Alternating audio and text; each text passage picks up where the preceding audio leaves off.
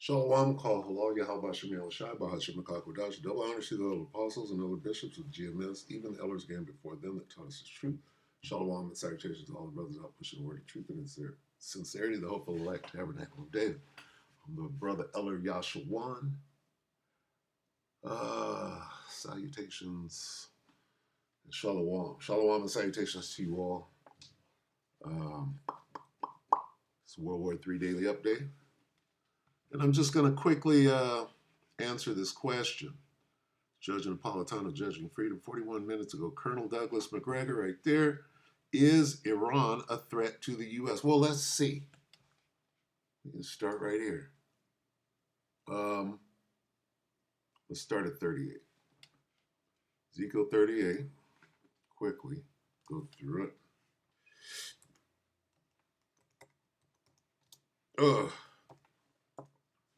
Okay, I'm going to quickly go through this. Here we have Russia, Ezekiel 38 and 2. Son of man, set thy face against Gog, the land of Magog, the chief prince of Meshech and Tubal, and prophesy against it. Gog, the land of Magog, is talking about Russia, right? Chief prince, Rashar, right? Anyway, Persia, Iran.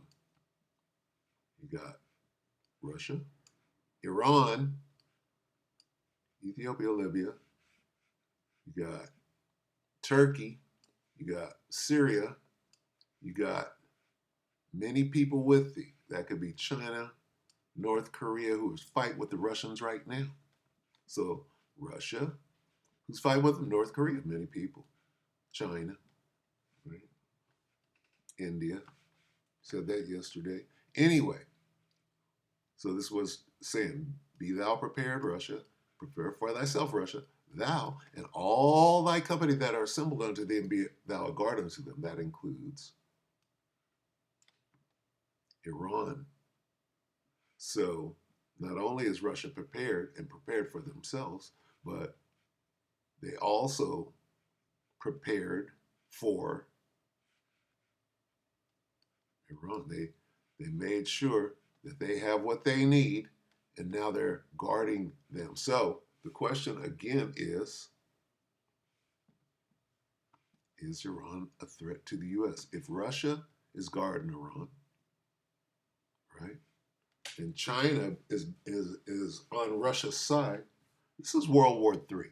What do you mean, is Iran a threat to the U.S.? A threat to the U.S. and Israel? You know, the other side of World War III? U.S. is inextricably linked to Israel, or the Israelis, whatever you want to call them. So let me get one more with Iran. Oh, so yeah, let's get one more with Iran. Where is it? Here. Okay.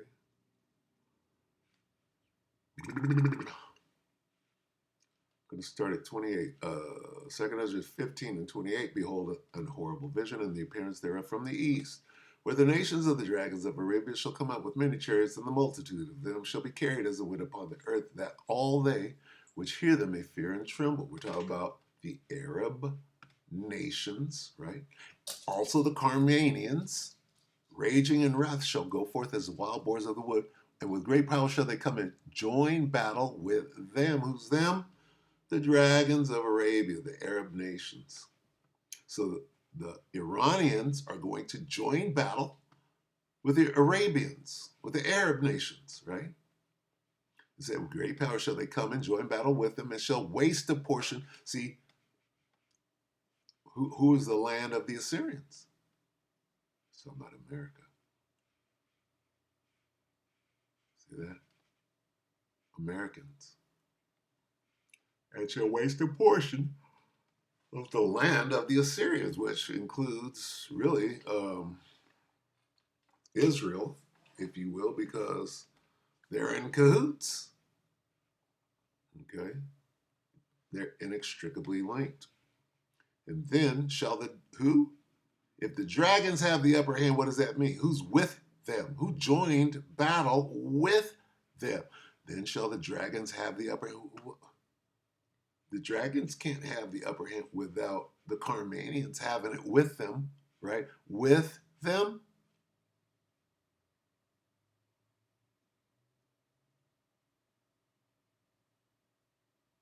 I'm going to jump down to 33. And from the land of the Assyrians, that open border down there, shall the enemy besiege them and consume some of them, and in their host shall be fear and dread and strife among their kings. So I would say the answer is yes. Is Iran a threat to the U.S.? The answer is yes.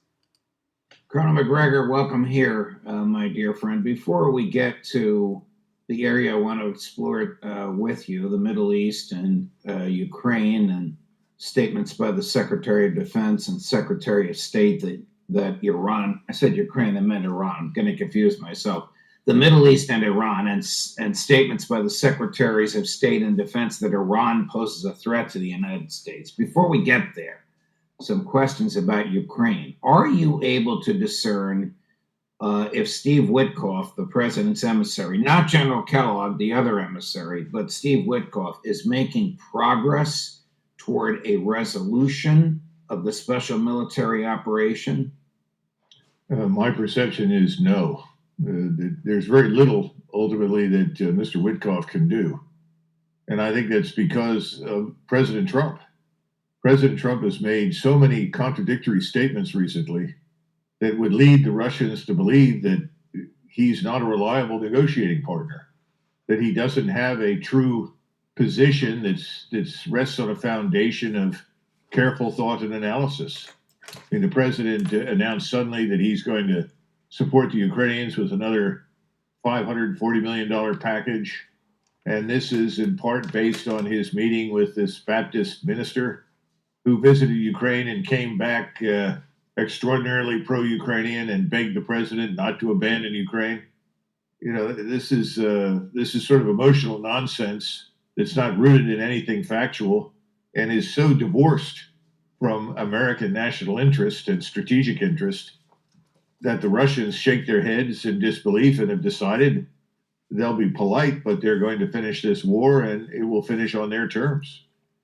I'm going to run a clip for you that I know you've seen before here and elsewhere. It's a rather feeble Joe Biden in the one debate that he had with Donald Trump. But here's the point that he makes, and you tell me if it's that distinct from what Trump said on Sunday. So, Chris, cut number 9. We'll let him make The the fact point. is that Putin is a war criminal. He's killed thousands and thousands of people. And he has made one thing clear. He wants to reestablish what was part of the Soviet Empire, not just a piece. He wants all of Ukraine. That's what he wants. And then do you think he'll stop there? Do you think he'll stop when if he takes Ukraine? What do you think happens to Poland? What do you think of Belarus? What do you think happens to those NATO countries? Now cut number 10, Chris. Ukraine, there's been discussions they will have to give up some of the land. Russia will have to Russia's give up leaving. all of Ukraine because that's what they want. All of Ukraine, meaning they wouldn't keep any of the land that they've No. claimed. Russia would have to give up all of Ukraine because what Russia wants is all of Ukraine.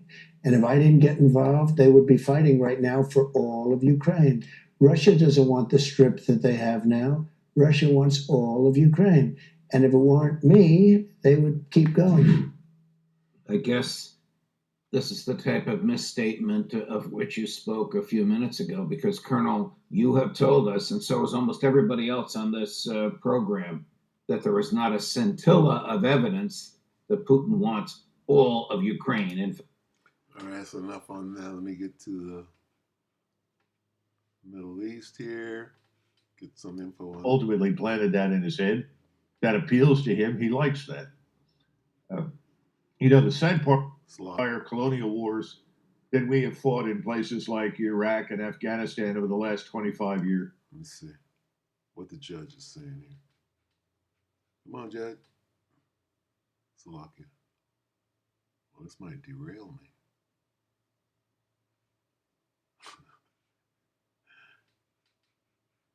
Let's see. where is he going with all this? Mr. Netanyahu has right now in his mind and in the minds of his countrymen the unconditional backing of the United States and access to the employment of the United States Armed Forces in whatever way he chooses.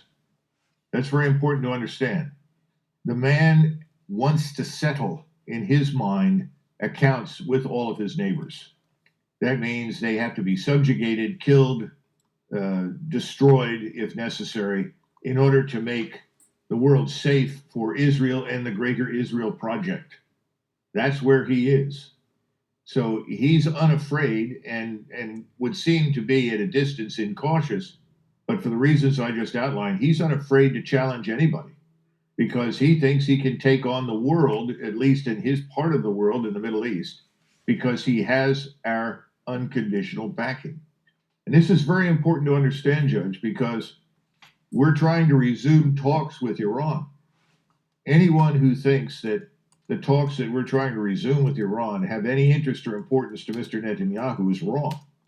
Mr. Netanyahu has an agenda, and that agenda means to subjugate Iran, to take away its capacity to produce a nuclear weapon permanently. If that means destroying Iranian society, if it means killing the members of the Iranian government, that's fine. That's where he. All right, let me check this out. So this is the new talk right now. Full occupation. Israel approves plan to take over all Gaza. This is the new breaking news. Israel approves plan to capture all of Gaza. No, we're just going to bulldoze everybody, get them the fuck up out of there. Here's the real story. It was always about this. Always. I wanted just a shorty. Any short ones? Short. Let's check this out real quick. Israel prepares to סוף סוף מפסיקים לפחד מהמילה כיבוש. אנחנו כובשים את רצועת עזה, מטהרים אותה, שולטים בכל השטחים שאנחנו נכנסים אליה. We are no longer afraid of world occupation. Look at this. We're no longer afraid to say it. We are no longer afraid of the word occupation. Not the world occupation. Okay.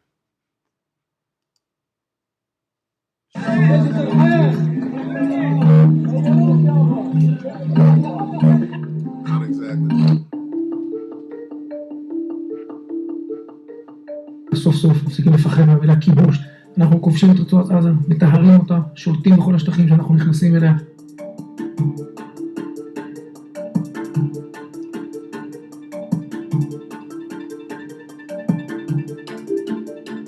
דבר אחד יהיה ברור, לא ייכנסו ויצאו.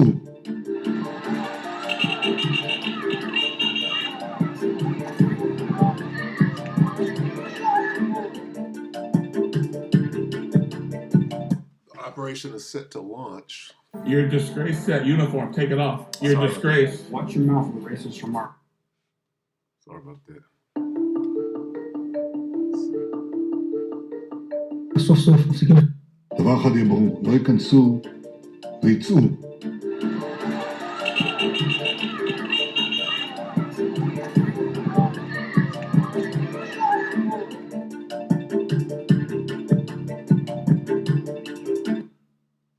Is set to conclude after Trump does what? Anyway, Israel prepares to conquer and clear out all of Gaza. Conquer and clear out. Finish the genocide. That's what they're doing.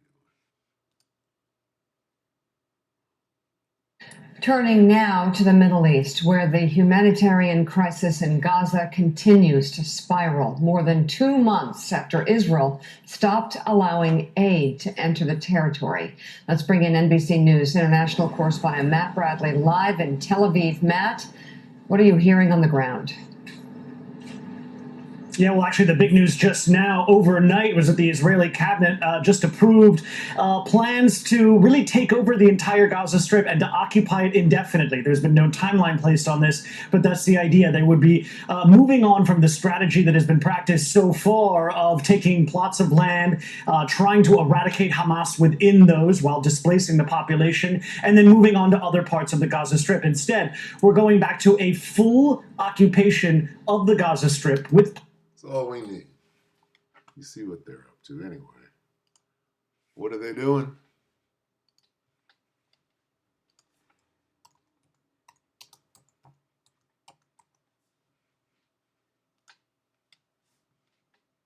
Micah 2 and 2 will end on this. And they, those devils, covet fields and take them by violence and houses and take them away, so that they oppress a man and his house, even a man and his heritage. Micah 2 and 2 in the NLT, when you want a piece of land, you find a way to seize it. When you want someone's house, you take it by fraud and violence. You cheat a man of his property, stealing his family's inheritance. So with that, we hope that the elect were edified. You brothers and sisters, shalom.